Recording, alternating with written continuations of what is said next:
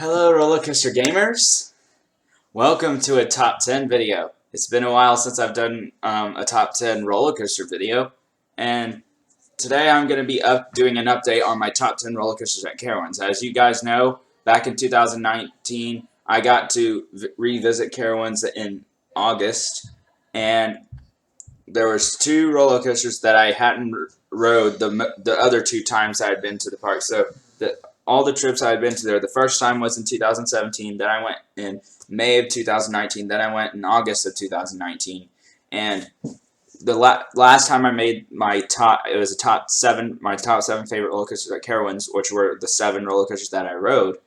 I hadn't ridden Vortex or Hurler yet. I hadn't rode those before that list. Now I have.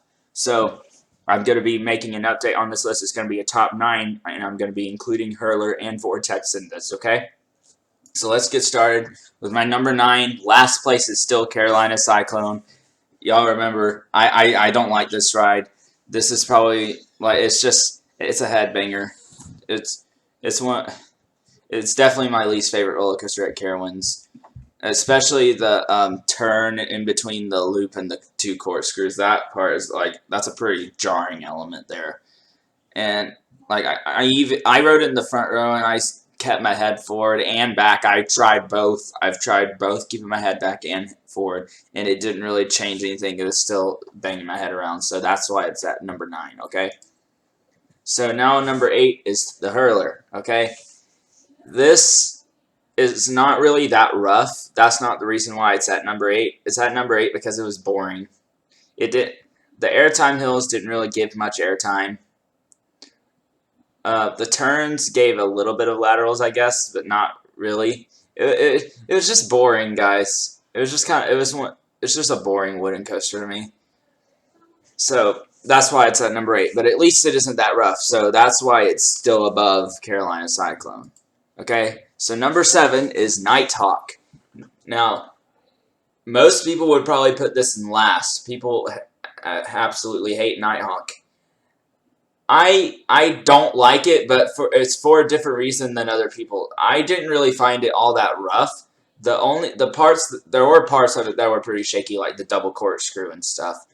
But the main thing I didn't like about it was uncomfortable. The seats, I didn't like the seats. I don't like going up the lift hill laying on my back, especially because the sun, the time of day we rode it, the sun was getting in our eyes and stuff, and it was really disorienting. The trains just were really weird, and it was just an uncomfortable ride experience, but it wasn't that rough, so I would put it at number 7. So, number 6. This is probably actually a lot of people's other worst roller coaster at Carowinds. People would probably put this in last place. But at number 6 I have Vortex. Now, it was nowhere near as bad to me as other people made it out to be. But I did ride it in the front row, keep in mind, okay? I did ride it in the front row. I rode it at night, and the only parts that I really noticed that were rough was the corkscrew and maybe some of the other twists and turns and stuff. The first half is pretty smooth. The second half wasn't the best, but for being B&M's one of B&M's, which is the manufacturer that made this ride, for being one of their oldest roller coasters, it's not as bad as people said it was. Now, it's not as good as the other stand-up coaster I've ridden in Georgia Scorcher at Six Flags Over Georgia, but it's still not the worst thing ever, okay? So now at number 5 we have Flying Cobras. Now, this ride is kind of cool. This is the only boomerang I've ridden. There's a lot of clones of these, and apparently this is one of the better ones because of the vest restraints. And this ride is good. I like going up the spike and then falling down and stuff. And it's not too rough for a Vekoma. And yeah, it's alright. So now we're moving on to the top 4. The top 4 are what people are going to be going to Carowinds for. The top 4 are what Carowinds are known for. So at number 4 I have Afterburn. Last time it was number 3, I think. No, I think Afterburn was still number 4. I think Afterburn didn't really move. So Afterburn is still at number 4. No, it was at number 3. I remember. It was at number 3. But it's at number 4. This is probably my favorite inverted coaster I've ridden. It's a toss-up between this or Raptor at Cedar Point. And my favorite part is definitely the Batwing right here.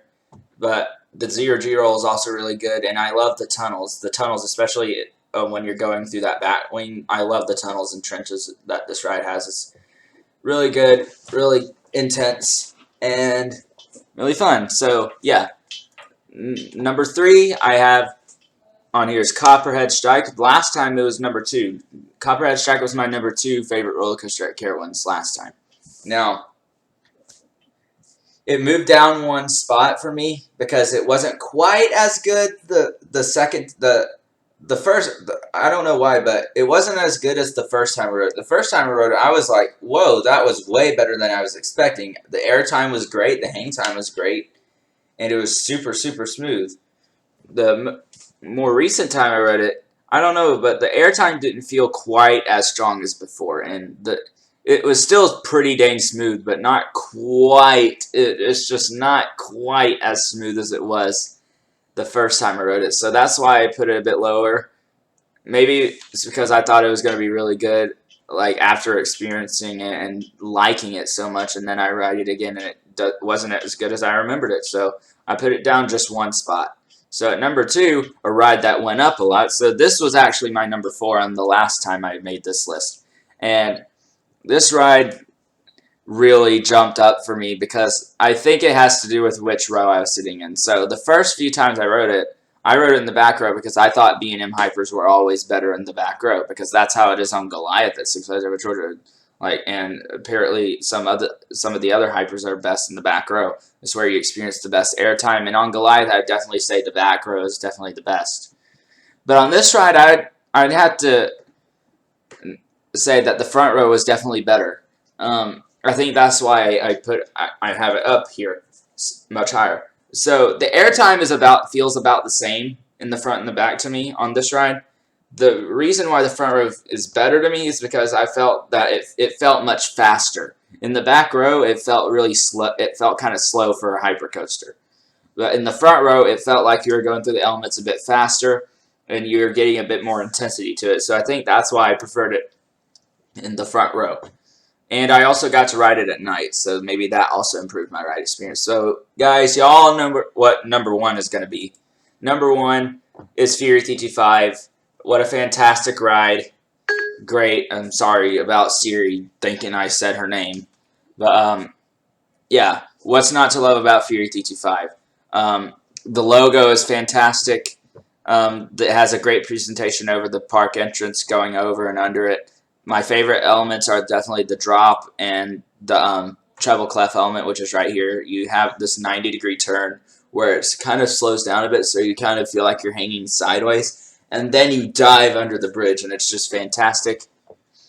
The only element I'd say on this ride that is not that good is probably the big helix, and like towards the end of the ride, that helix is a bit drawn out, but it doesn't really take away from the rest of the ride to me. It's just another element on the ride. I don't find that I don't consider it like a buzz killer or anything like that. But this ride is it's one of the most nostalgic coaster experiences for me. This is probably either my number 2 or number 1 favorite roller coaster I've ridden. I go back and forth between this and Steel Vengeance. Steel Vengeance for the airtime, for all the elements and stuff, but this one for an overall experience and like just the nostalgia of this ride. I remember the first time I rode it was like I hadn't the biggest roller coaster I rode before this was Goliath at Six Flags Over Georgia. I hadn't ridden anything bigger than that, and when the first time I rode this, like it was a big step up for me in roller coasters and how big they get. And man, I just like it blew my mind. I'm sorry, but I literally have a picture of me on the ride, and my face looked like crazy. I was enjoying the ride and everything, but my face looked like it was about to come off. Like I looked deformed. Let's just say that. And that wasn't even in the front row. But riding in the front row is definitely the best row, and I also love the drop. It's my favorite roller coaster drop just because it feels like it goes on forever. So that's why Fury 325 is my number 1 favorite roller coaster at Carowinds. And It's the end of my top 9 favorite my top 9 roller coasters at Carowinds. So if you've been to Carowinds before, let me know what your favorite rides there are. If you haven't been here before, let me know what you think your favorite roller coasters here would be. And I will see you in the next video, guys. See you next time, roller coaster gamers. Bye.